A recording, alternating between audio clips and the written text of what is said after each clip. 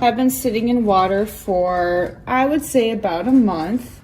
These are the first cuttings that I took off the plant. They already have new growth points happening.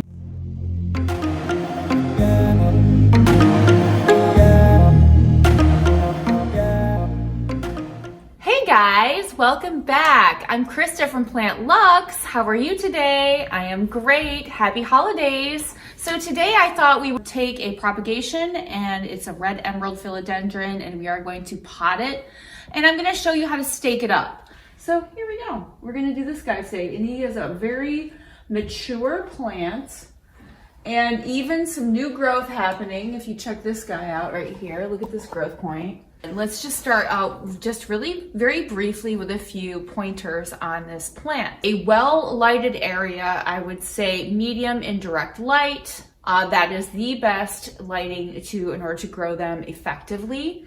As far as soil, they like to have, a dry environment. So letting, the soil dry out between waterings. I would do probably like some kind of potting mixed with maybe a little bit of cactus mix to make sure that the soil can dry out very well. So the soil, just make sure that if you're using a heavier soil, that you're using less water or watering less frequently. The other thing to keep in mind with philodendrons is they do need to be fertilized. I use Jack's, and it's on a fertilization regiment, which is every time that I water, which is about every 10 days to 2 weeks with the philodendrons, depending on how much growth I see on the plant. Depends on how much I water them. I really do look at the plants and try to gauge based on what the environment is in the home. Like for example, I have my fireplace going now, so I'm noticing that my philodendrons are actually drying out a lot faster. So I'm noticing that I actually have to water them a lot more frequently. So I'm keeping my eye on that. So during these changes of seasons, that's something that you should really keep in mind with philodendrons. So make sure that you're looking at the soil and you're looking at the leaves. Are they sagging? Are they wilty? How do they look? How does the plant look? Does it look happy? Is the leaf flexible? These are the kind of things that you want to look for. So during the winter months, you want to make sure that you have proper humidity flowing in your home. Where I live is an area where it gets cold in the winter. So, I tend to jack the heat up just a teeny bit because I'm a kind of a cold-natured person. So I like it warm, and I know that when that happens that sometimes things dry out. So humidity is key. So keeping the humidity no lower than, I would say, 60%, 50-ish, 60% is important. The higher humidity you can keep it at, the better, obviously, but we have to be realistic, with what we can offer our plants, during the winter months. But try to have a humidifier going. It'll help not only you and your skin, it will also help the plants.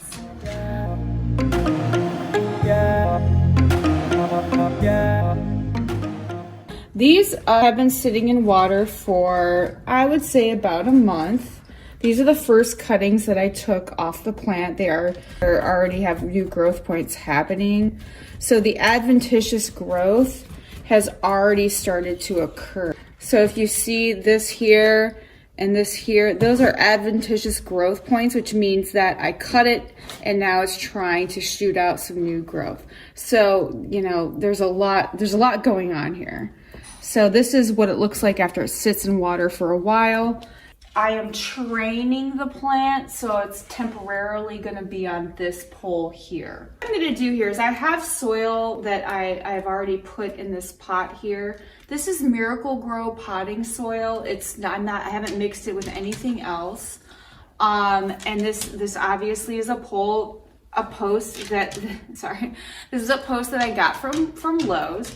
Draining feature down below. So, we've got this much, I would say, soil, this much drainage, So anyway, so what I would do is just want to push around the post to try to stabilize it a little bit. Push around it, just around the post though, nowhere else. You want the rest of the dirt to be loose because you want the roots to branch out, and it'll do so very quickly with a plant like this, especially if it has established roots. So we're gonna do this. You want it to be pretty solid around the base because it's gonna be holding up an established plant, which is this guy, okay? So you're going to want to go around the base, get the roots in the soil. At this point, because you packed it down, you're going to want to stick it in at the base where the roots are, pack it around, and then you're going to want to come in with some string, or okay, so here's some ideas. You can use this stuff, which is like bread ties. You could use some of this, which is just your hemp rope, or you could use your floral tape. That's up to you. However, what I prefer and what I always use, I like this. And if you have a staple gun and if you're going huge and big, like my big philodendron, this plus a staple gun loop and you just loop around is perfect. So for today, it's just easy for me. I like doing it this way. I like the flexibility of using the twine.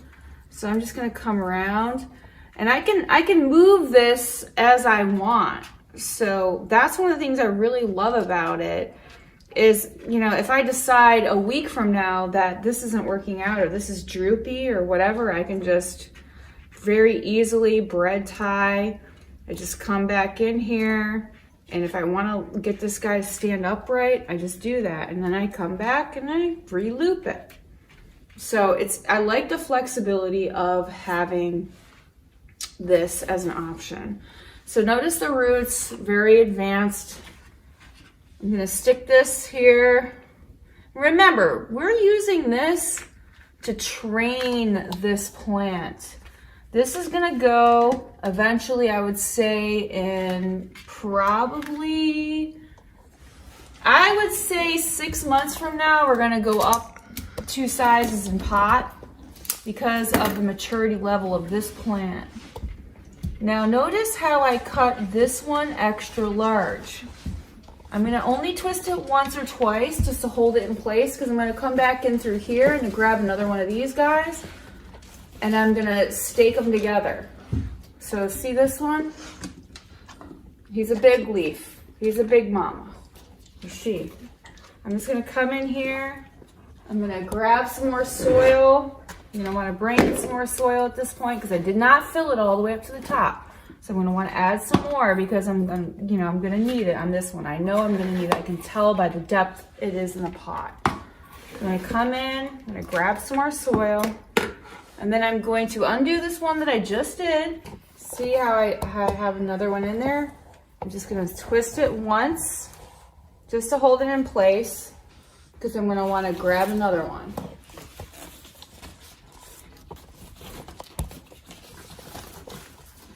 You gotta be careful when you're dealing with these too because these are kind of delicate. I mean, it doesn't seem like they are, but they definitely are. You can rip the leaves very easily. Or hurt the stems like this guy has already suffered. So dig a little hole with your finger, stick the stem down inside. That's what I'm doing here. You don't want to push and crush because they can snap and break very easily. And then just gently place the soil around it. Let it fall where it may. Okay, so I'm building.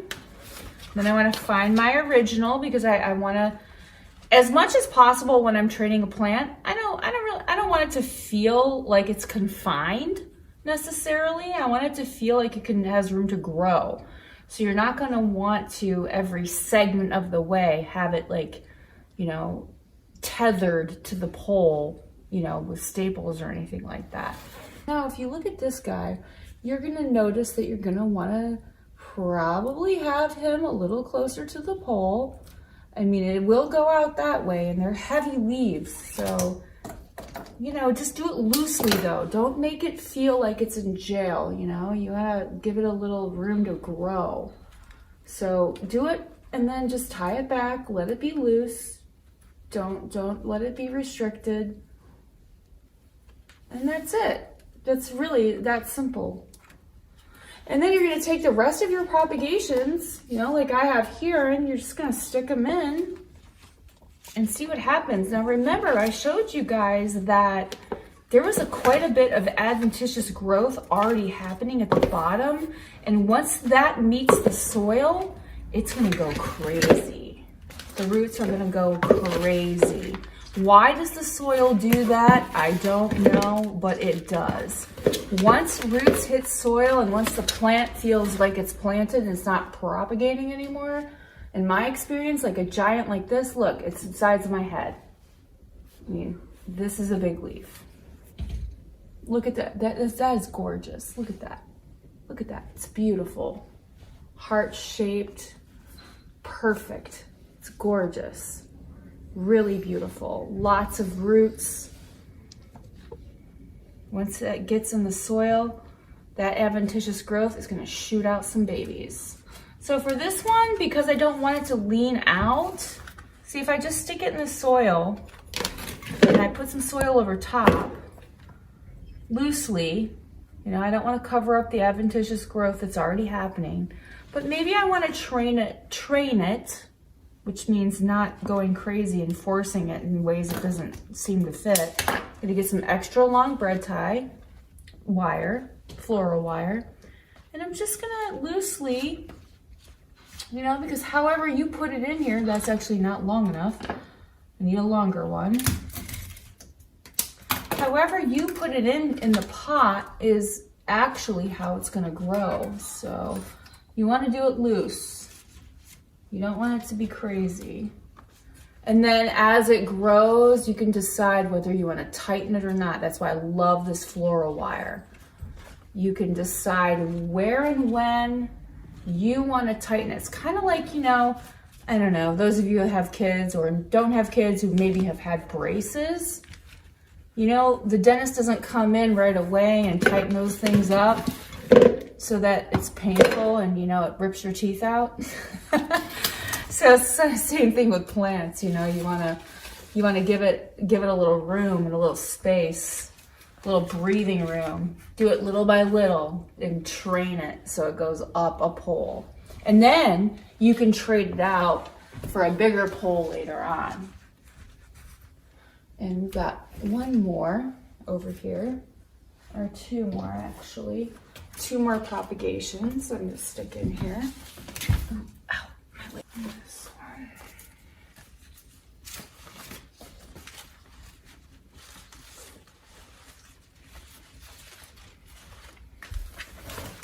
All right, so guys, I loosely stuck these ones in here, okay? Now, granted, some of them have aerial roots. That's great, you know, but we want to tether. We want it to be trained to go up this pole. Okay, so what we're going to do is we're going to take some longer bread tie or floral wire just to give ourselves enough to make sure that it knows which way to go. We want it to go up. We're going to loosely tether it around the base. Okay, just like that. We're going to put some soil in the bottom. Now remember, when you're putting soil in a propagation or any pot, you want it to come, I would say, leave about this much space at the top. So I'm actually going to need to put quite a bit more soil in here in order for this to be good. And I'm going to want to tether these other sides up. These propagations are a little bit droopy for me, and I want to give them support while they're growing up this pole. So I'm just going to tether them at the bottom. I can't see what I'm doing here.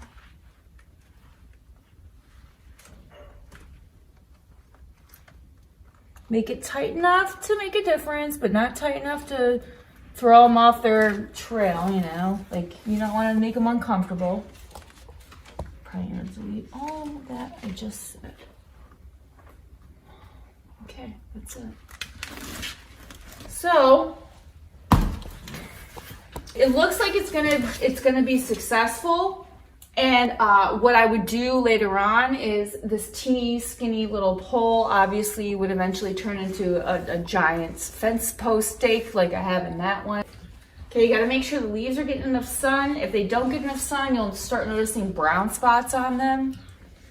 And if you see that, you know, you're definitely gonna want to place it in a more sunnier location. You're gonna wanna rotate your plant so that way it gets adequate sunlight. If your soil is moist, if it's moist, do not water it for at least a day or two.